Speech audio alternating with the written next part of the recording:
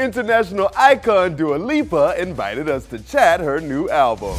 And I got to hang with my new besties, the BOYZ. Nicki Nicole is on the cover of Billboard. And we go backstage with Bebe Rexha and Maren Morris.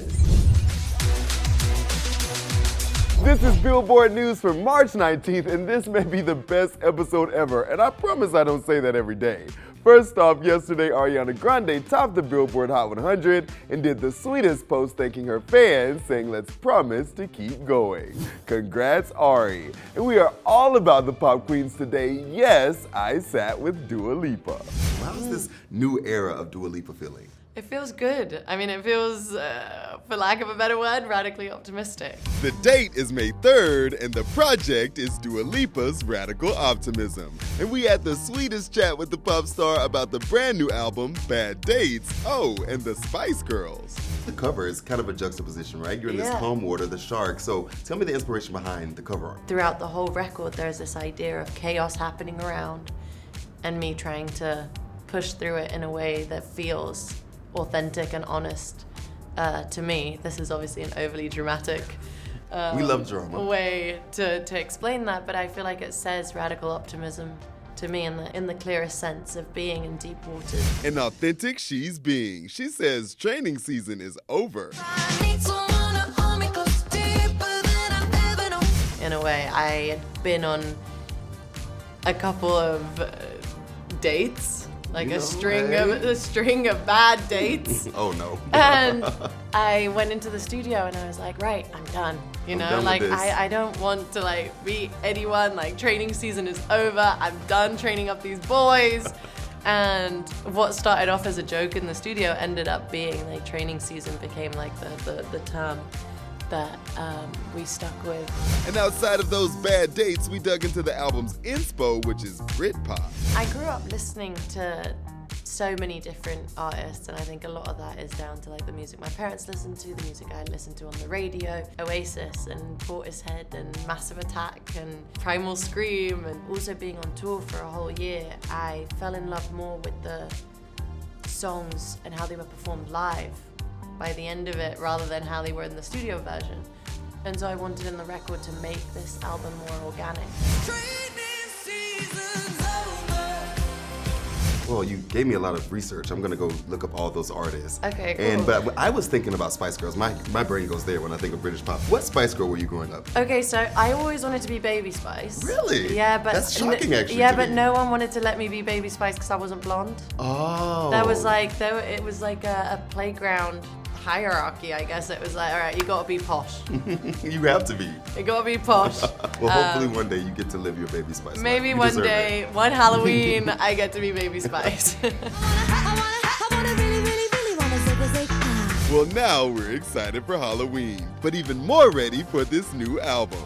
Stay tuned for our full interview. Keeping the lady love going, our brand new cover with Nicki Nicole is here, and our writer, Jessica Roiz, has all the details. Hey, Jessica, we're so happy to have you here, and happy you got to talk with Nicki Nicole. How was that? It was amazing. I mean, she was going through a very bittersweet week, but she was in a great mood. I mean, the setting in Miami wasn't the best either. It was raining. We're like in the middle of a hurricane, but she was amazing. I mean, it was great. And I mean, I think she just had her first show in Miami. I know she's been talking about going global, so what did she say? Well, it was her first major show in Miami. She had already done Coachella the year prior, but she was a little bit nerve-wracking because she wasn't sure if there was an audience for her in Miami. But once she was there, she was surprised to see everybody with all sorts of flags from all parts of the country just singing her songs. So, I mean, I think that motivated her, and hopefully we see a U.S. tour, on the horizons. And I know you also talked to her about her collaboration. She's worked with Christina Aguilera, Becky G, so how was it to talk about that womanhood? I love that Nicki Nicole collaborates with women. She's like a loyal girl's girl. That's the first thing I noticed. She says that the best thing about working with women in the studio that she doesn't get to do with men is that, they could just kind of like chismear, kind of just gossip about things that are going on. They go through similar, feelings, heartbreaks, and, friendships and relationships. So she likes having that, and it's just easier when writing with women in the studio, she said. And you talk about relationships and heartbreaks. As you said, she was going through a bit of a tough week. She didn't say much, but she did say that, she was healing that week thanks to her fans. She didn't stop any shows. She had, shows in Guatemala that week. She had the Miami show. And she was like, it's very unprofessional of me to kind of just stop stop my job, stop what I'm doing for personal things happening. So she kind of prioritizes her career, her fans, and she's very thankful for her fans' support throughout, those tough times. Sounds like it was a beautiful chat. What was your final takeaway from speaking with Nicki? Well, we took a shot together, I might say. Jealous! Fun. Brindar por la primera vez en Miami y por la primera etapa en Billboard. Yes, Nicki. Felicidades.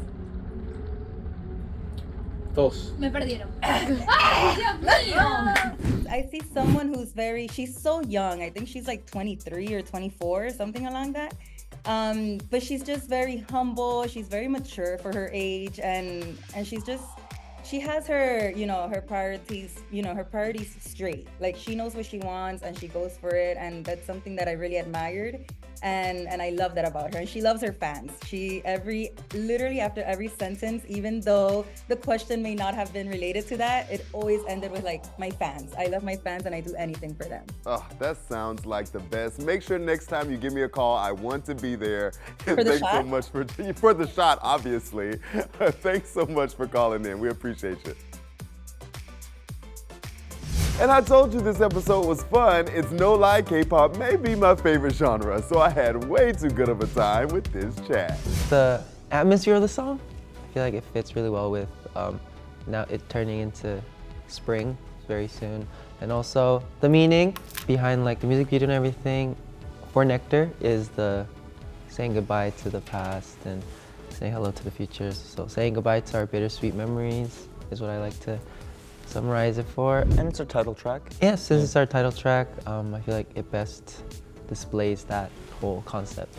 And Jacob, what was your favorite part of filming the Nectar video? So it was actually filmed in Jeju-do. Jeju Island. Sorry, Jeju Island. Yeah. I really enjoyed my drum scene. I have a drum scene and I just drummed all out. 아, 그런 게 있었어? And it was, He's finding out about this now. yeah, I was the last one to shoot that day, so my members won't know. But there was like glitter all over the drums and I was just like drumming away, and that was fun. There's a running joke among like, I guess male K-pop idols about wearing school uniforms. Oh yeah. Because we're all like, how old are you?